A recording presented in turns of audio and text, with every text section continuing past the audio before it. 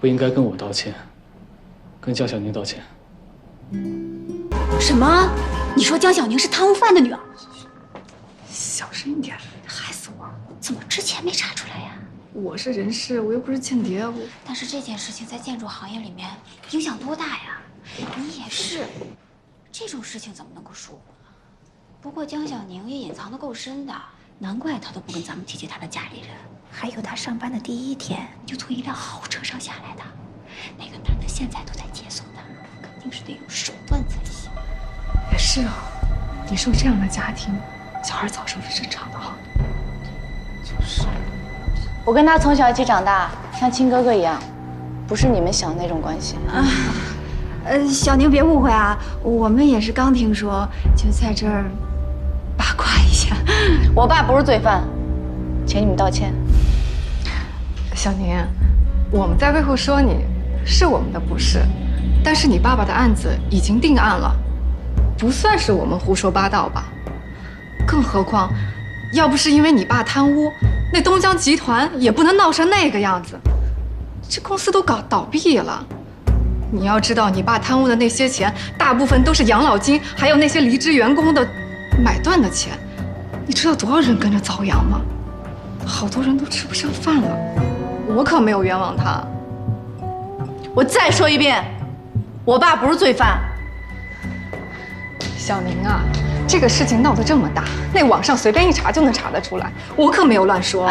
算了算了，咱们别在公司里说这种事情了，大家都是同事，别伤和。我说的是事实啊。那不是事实，我爸不是罪犯，你必须道歉。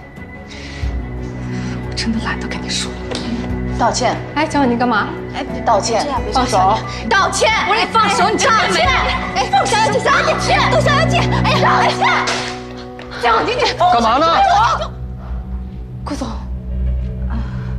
顾总，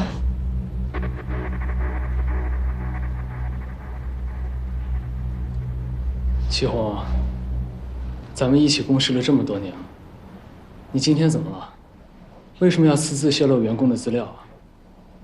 如果我知道我公司的人事主管是这样的人，那我是不是真的应该重新的好好的考虑一下，有没有更加合适的人选了？顾总，我错了。这是最后一次，也是唯一的一次了。顾总，对不起。顾总，对不起。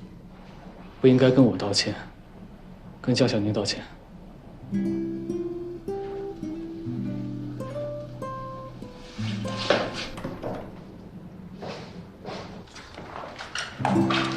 小宁，对不起，今天是姐姐做的不好，抱歉。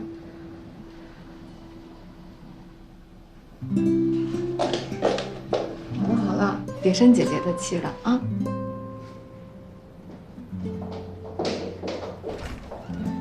小宁，我就是随便八卦几句，你也知道我是什么样的人，别往心里去啊。